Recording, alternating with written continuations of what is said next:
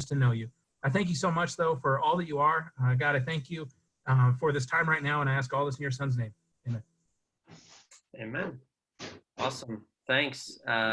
Anthony, if you can unmute yourself. All right. Can you guys hear me? Yes, thumbs up. Okay, good. All right. Well, good evening, everyone. Thanks, Mike, for giving me the chance to speak here for a minute tonight. I just a little heads up. I got somebody ringing the doorbell right now, and I don't know why. I should not be getting the doorbell rung. For some reason, this is kind of weird. Since we moved here, we've had Chick-fil-A come here twice to give us an order that we didn't order. And so I don't know what the deal is with Chick-fil-A, but they like coming to our house. Do they leave the order? Yeah. Well, you know, they kind of leave, they set it by your front door and then they step back. So it's like, it'd be cool if they dropped it and took off. Then what am I going to do? But the guy stands there. So it's like, all right, I guess I got to give back the Chick-fil-A sandwich. So, okay. So anyway, no, I guess it was Chick-fil-A. I guess I got my Amazon delivery today. But I want to, tonight we're going to get into the book of James a little bit. Last week, I did well, a little more than last week, probably a week and a half ago. I started a 12-day video Bible study, I guess you can say, on the YouVersion app. It was about the book of James, and it was Francis Chan kind of narrated through the book. And if you ever want to study out the book of James, I'd highly recommend this because it's more like a mini Devo, really is what it is, because he's kind of preaching a little bit, but getting a little detail about the book. I recommend it highly for anybody who hasn't read James in a while. And this was one of the first, like day one, because it's actually in James chapter 1, and I'm going to read in verses 2 and 3. Just a little info on tonight's Devo. If I'm going to be asking a lot of questions, so we may have to unmute everybody. If no one answers the questions, it's going to kind of be really weird, and it's going to kind of fall flat. The idea is to make it more of a Bible talk-ish kind of feel than just a straight up ordinary midweek lesson. So Mike already touched on it, so just so you know. So I'd rather ask a question, and hopefully we're not staring at each other over the internet. We're actually engaged. That's the idea. So I'm sure Mike, what's that? I was going to say everyone can unmute themselves. Okay. But if you want to ask questions, so just unmute yourself, or kind of wave your hand, and Anthony, you can kind of call on people if that helps. Okay, sounds good. As Mike already touched on, Mother's Day is this coming Sunday, and I'm sure everyone, as Mike said, has a mom or a wife or even both. So, what do you guys getting your wives and or your moms for Mother's Day this year? What are some of your ideas? I mean, pretty straightforward. But I mean, my parents are back in Minnesota, so I'll just be sending a card and maybe trying to see if I can get some flowers like delivered to her, maybe like on Monday or something like that. Okay. So. All right. That's cool. Anybody else? My wife's getting a foot massage, and nice. My mom is getting a phone call. All right. Nice. Is anybody buying any jewelry? No. No. Okay.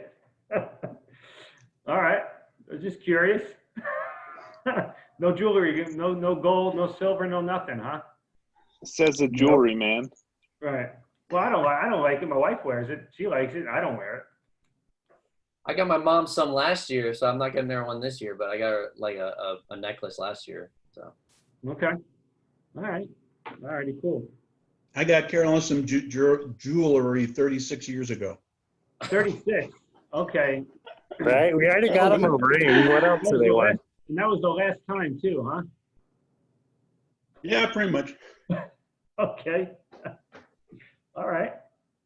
All right. At least polish it up for her. Yeah. Right. There you go. That's a good idea. Spit shine at least, at the very least, maybe. I don't I'm buying my wife a house or apartment, so know. Okay. I think you win, David. Yeah. It wasn't meant to be a contest, guys. But, you know, 2 houses. 2 houses. Yeah. Okay. Great. Great. All right. So for those of you, just a little bit of backstory on the book of James. It was written by Jesus's, I guess, technically half brother. And it was right around the time that Stephen had been killed and everyone scattered, and there was a lot of heavy persecution going on. All right, they were, you know, the church in Jerusalem, those that remained in Jerusalem that hadn't scattered, were really feeling the heat. And so this letter was written, and one of the scriptures, the ones that we talk about so much or quote so often, is right there in verse, in chapter 1, verses 2. I'm going to start reading, verse 2 through 4. It says, "Consider it pure joy, my brothers and sisters, whenever you face trials of many kinds, because you know that the testing of your faith produces perseverance.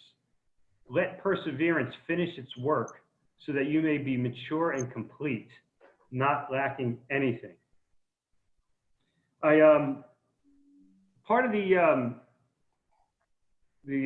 what's we call it, the Devo that I was doing on the U version app, Francis Chan went into the whole idea of a silversmith and how silver is purified, the process that goes into it. And I found some interesting online. I kind of Googled how silver was purified during biblical times, right? Because they didn't have all the chemicals, they didn't have all the high-tech instruments, whatever they use. I saw some articles where I saw one guy or some videos on YouTube where they were using like an acetylene torch. I know they didn't have acetylene torches back in, you know, James's day, and they didn't have certainly all these other chemicals to extract silver. They had to kind of do it old school way. And so I came across this study. I don't know if it was a study or if it's just a story, but it's pretty interesting, and it's close, really close to how things were done back in biblical times.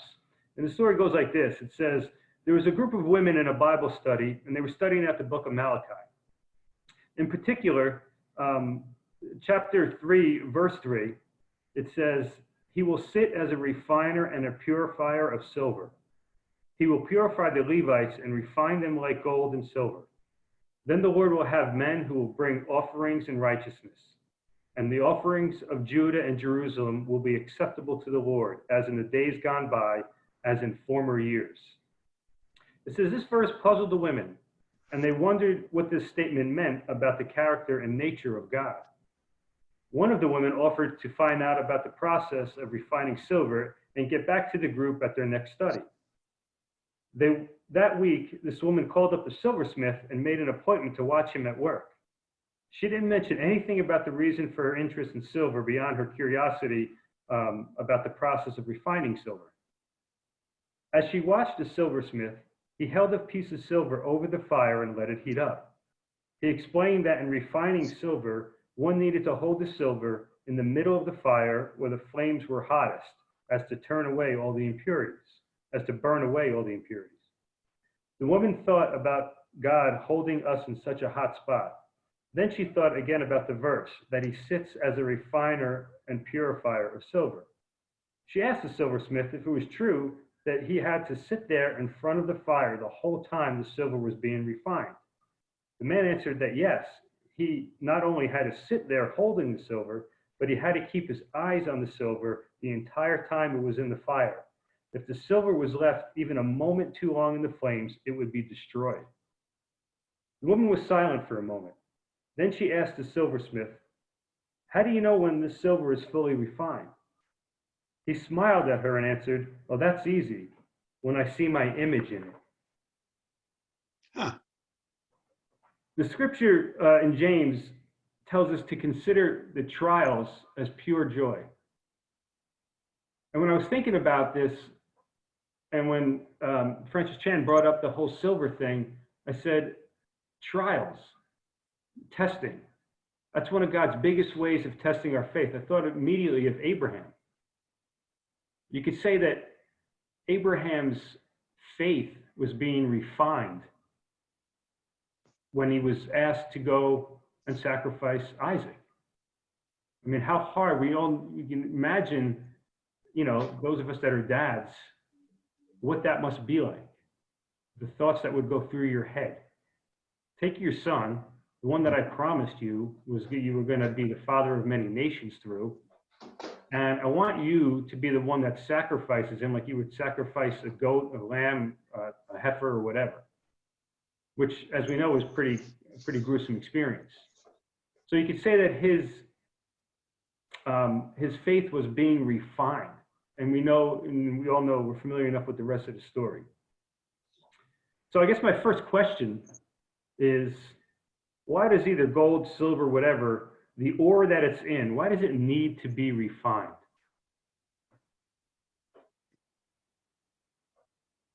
Who wants to tackle that one? I think that silver in its natural state is surrounded by impurities. Okay. Right. What are some of the other reasons why we would want? What are some of the reasons why we would want to do it though too? It's true. Yeah. When it's ore, it's a composite of all the different kinds of impurities, like you mentioned. It's got zinc maybe, or nickel, or copper, or whatever, kind of all mixed in. What are some of the other reasons why? I mean, why? What does it do? What benefit does somebody who's refining silver or gold get from going through the process? So you could use it for what you want. Okay. In whatever rock it's in. I mean, right. Unless you collect rocks and are keeping rocks, that's cool. Right. If you're trying to make something else out of it, then you're gonna have to work it. Right. So if you stumble along and think about this, you're some miner back in the 1800s up there in California, the gold rush is going on, right? And you come across this mother lode of gold ore, and you can see it's got gold in there, but it's just surrounded by all this other stuff. I mean, do you just say, oh, okay, great. Do you just pull it out of there and then go, I don't know, put it in your wagon and take it to your house and set it on the table and let it sit there? Does that make sense? No, right? It's got to do it. You're purifying it, and you're increasing its value, right? By extracting all the impurities, melting away all the other metals out of there. You're purifying. You're eventually, if you do it long enough, you're eventually going to get down to pure gold or pure silver, something that's even more valuable than when you first saw it, when you first held it in your hand, right?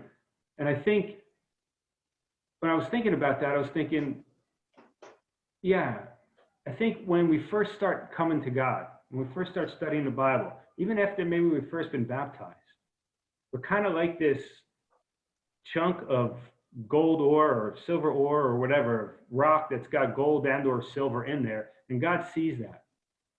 He sees that value. He sees that, yeah, this could be extremely valuable, but it needs to be refined. It needs to go through the process. I read an interesting fact about gold. It's that both gold and silver are considered soft metals. Gold is extremely soft, meaning that they can be made into many different shapes, many different things. Gold in particular is extremely malleable. It says, I've read that 1 gram of gold can be beaten into a sheet that can cover 1 square meter. Now, to me, I know a meter of being, 3 yards by 3 yards, right? Roughly, I guess, is a square meter. Now think about it, 1 gram is not a lot, but because gold is so soft, pure gold, it can be made into something so big. And we all know gold can be made, it's made into, I mentioned jewelry earlier, it's made into dishes, it's made into vases, it's made into so many different things, rings, necklaces, whatever. And the most valuable gold is actually the purest. Another question. Getting back to the whole refining process, what stood out to you about the refining process? What were some of the key aspects that you may have picked up on?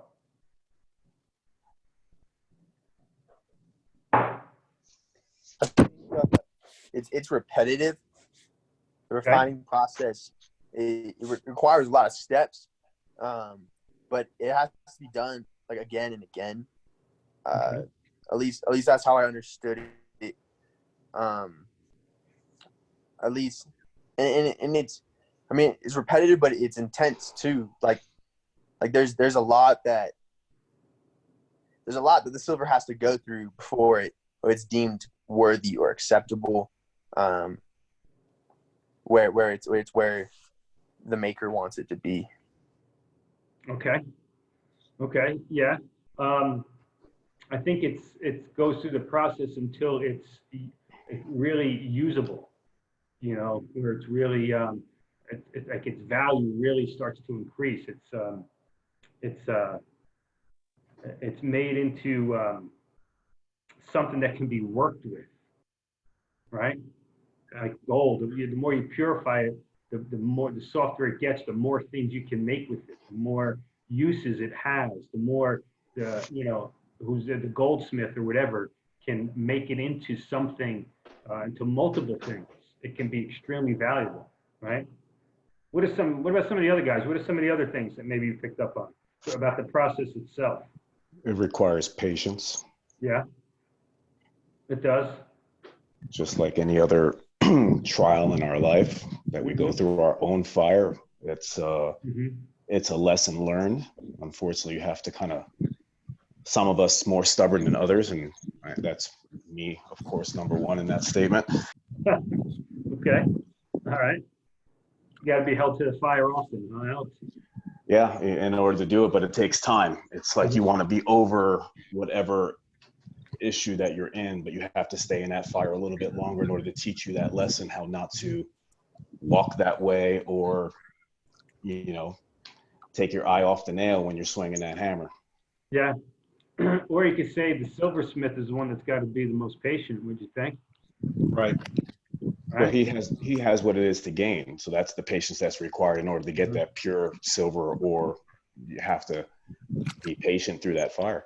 Okay. Anybody else? Did anything else stand out to anybody else?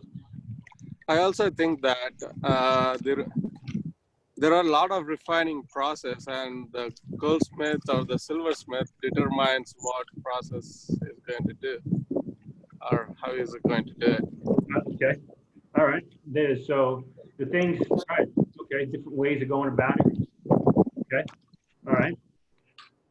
I personally never knew that the silversmith or whatever has to sit there and watch it the whole time. Yeah, me neither. So that was cool insight to think about God in that way. Yeah, I thought you could just drop it into the crucible, set it into the fire, and walk away, come back in an hour, and there you go. It's not the case. Yeah, that's one that really struck me, was that that you can actually damage the metal. You know, it could be damaged, and I saw that with the example on YouTube. It was actually I guess, I don't know if he was a youth minister or maybe he was the pastor of the church. He had teens around, or maybe they were campus kids. They were really young. And he had actually, he was the one with the acetylene torch, and he had it in this little silver melting ladle. I don't know what it's called, but, and he was like, he held the torch to it, and one of the other kids, he had them do it. They held it there too long, and he goes, okay, that's enough. What happened was, like, it just turned to powder, and it just destroyed the silver that was in there. And so They used like a coin or something like a quarter. It's got such a minimal amount of silver or whatever. It was something that had such a minimal amount of silver. It wasn't anything valuable. But the silver was actually damaged. It turned into a powder. And so I thought that was really interesting that, yeah, one, it's got to be in the hottest spot. All right. It needs a high heat. I thought that was interesting. I didn't realize that about it. And that, like you mentioned, Mike, that too long in there, it could be damaged. So thinking about your life, right? Whether maybe you're a teen, maybe you're a campus student, a YoPro, a young married, maybe married with young children, whatever it happens to be, whatever phase of life you're in, what trials are you facing? How can you relate this story? How can you relate yourself to being a piece of silver that God's refining? What are some of the things that you're experienced or have experienced that you've went through and you've come through on the other end and you saw yourself maybe with a deeper faith, maybe being able to relate to people more, maybe it made you a little more compassionate, something like that, a little more patient maybe, I don't know. I think one for me was like when my dad moved out, or at least even before leading up to my dad moving out, just like seeing, like my dad's an awesome guy, but he was he's far from perfect, and there had times when just seeing the way he would handle family dynamics, or like how he would handle his marriage, made me really think like, man, like I don't like when I the way I treat women or the way I treat other people, I want to be compassionate, but when I live with other people, when I'm in situations in which it's easy just to succumb to my own selfish desires, or it's easy to succumb to the small things and just choose to back off. Like I don't want to be that way, because I want other people to feel loved, and I want to give to others, just God's given to me. But seeing like even like my dad moving out, it's like, all right, like the damage that did like towards my brother, my mom, myself, was just like, dang. Like I don't want to have that type of impact on my family when I become, because I want to get married one day and have children, and like thinking like, man, like the father I want to be or the husband I want to be, or even just the man I want to be, I start becoming today. And so I feel like that trial was hot for sure. It felt pretty hot, and so I think like that sort of opened the eyes of my heart a little, and lent perspective, and sort of even instilled more of a vision of who I want to be, and who I don't want to be, but more so who I want to be as a man of God. Okay. Thanks for sharing, Scott.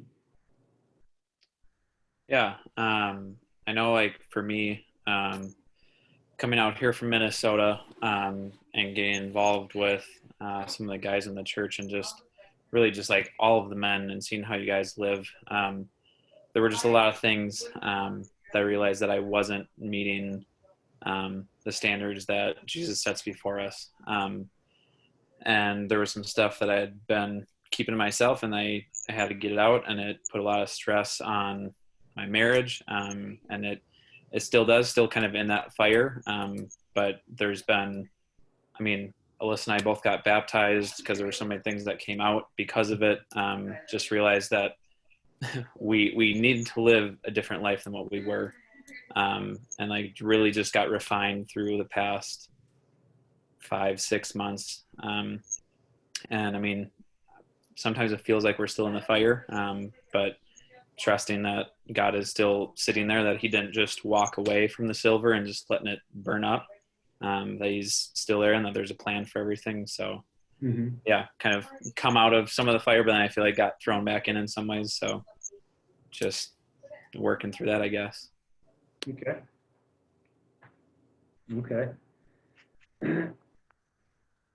I could say that my second deployment to Iraq, Um, I had already been deployed once before, so I mean, I already had kind of like a trial period, but the second time around was so much different, and it was so much more trying. And I think I came out of that at the other end, definitely a much different person, and I think I learned a lot just about myself.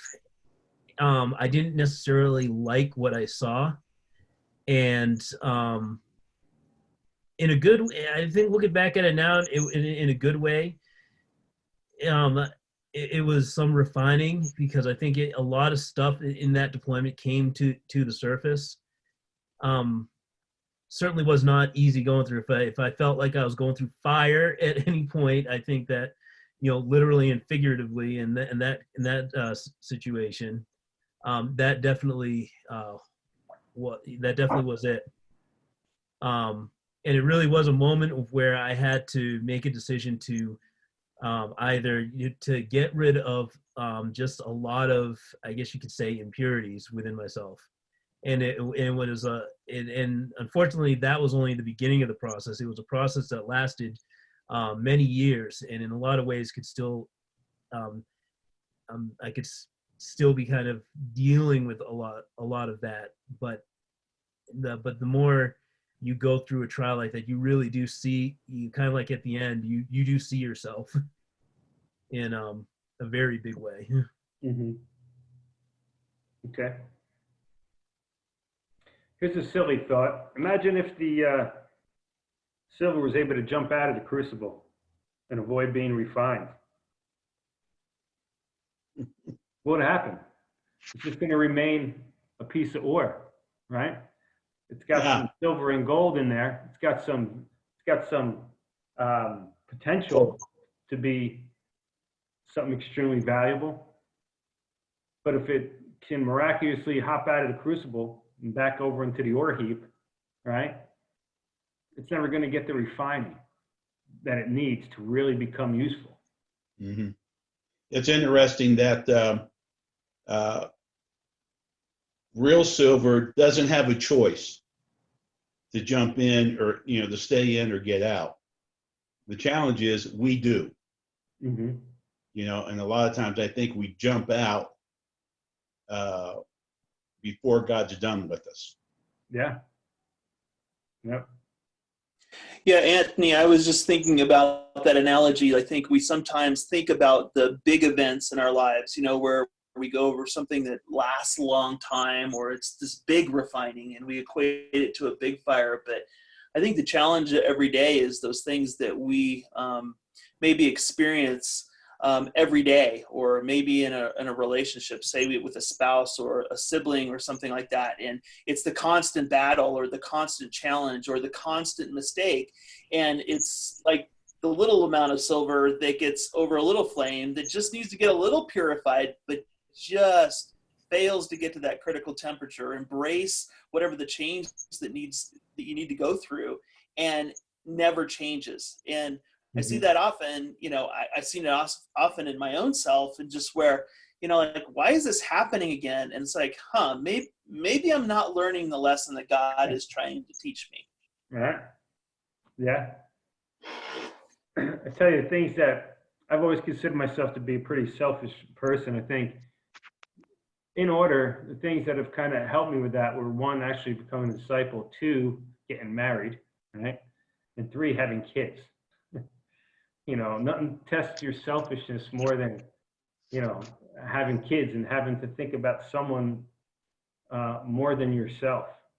And so it's been, and putting someone else's needs in front of your own and sacrificing the things that you want to do, to meet someone else's needs. So that's been, for myself, those have been the things I think. And you mentioned an ongoing thing. I think that's probably more accurate, right?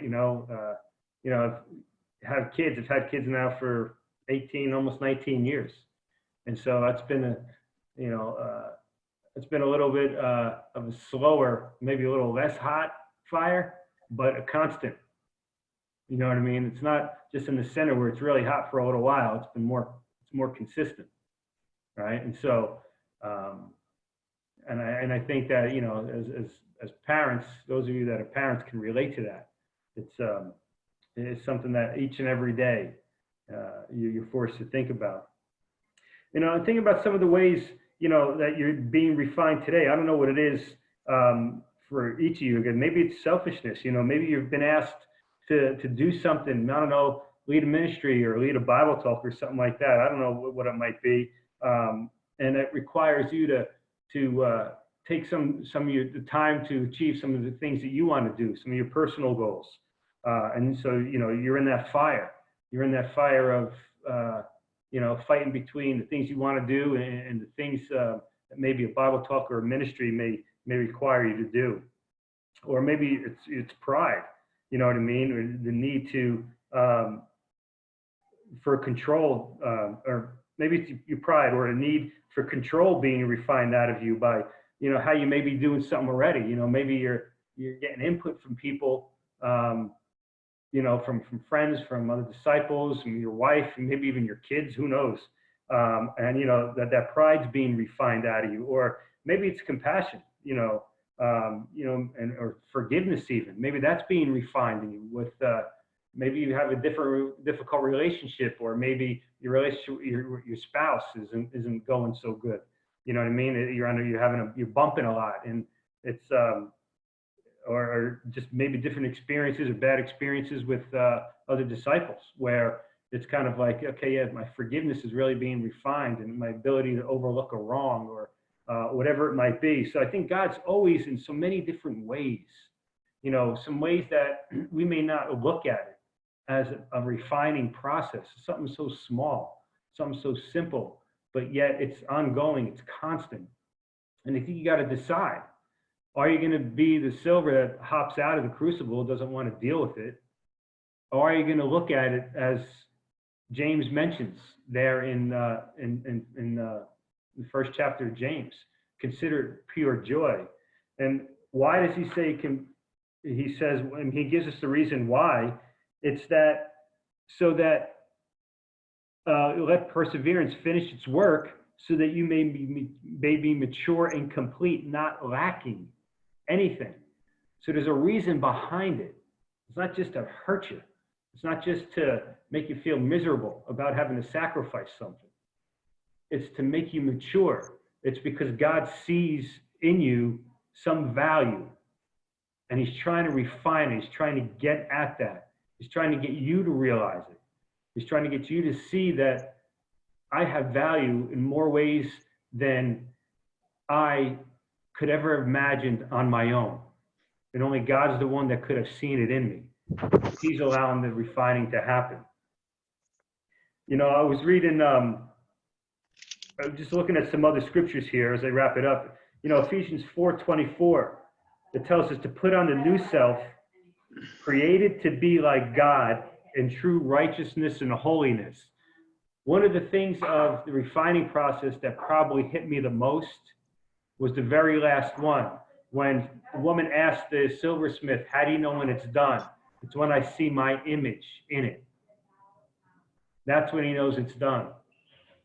You know, and so I thought about that scripture, created to be like God in true righteousness and holiness. That's the purpose behind the refining. You know, be holy as I am holy. Well, God's going to be the one to help make you holy by the refining process. And the last scripture I wanted to leave you guys with here tonight is in Mark chapter 4, beginning in verse 35. It says, that day when evening came, he said to his disciples, let us go over to the other side. Leaving the crowd behind, they took him along, just as he was in the boat. There were also other boats with him. A furious squall came up, and the waves broke over the boat, so that it was nearly swamped. Jesus was in the stern, sleeping on a cushion. The disciples woke him and said to him, Teacher, don't you care if we drown? He got up, rebuked the wind, and said to the waves, Quiet, be still. Then the wind died down, and it was completely calm. He said to his disciples, Why are you so afraid?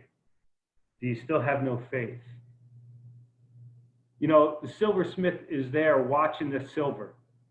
He holds it with his hand over the fire in the crucible, keeping an eye on it so it doesn't burn. And I think a lot of times it's our lack of faith or our unwillingness that keeps that process from happening. So just as the disciples were crying out to Jesus, don't you care if we drown? You know, we can cry out to God and say, what's going on? What's happened? Why are you letting me go through this? But our faith, it's like at that point, where's our faith? Right. Are we choosing to jump out? I mean, the disciples here didn't jump out of the boat. They were too afraid to. But they turned to Jesus and they said, hey, listen, don't you care if we drown? At least they came to him. At least they went to him.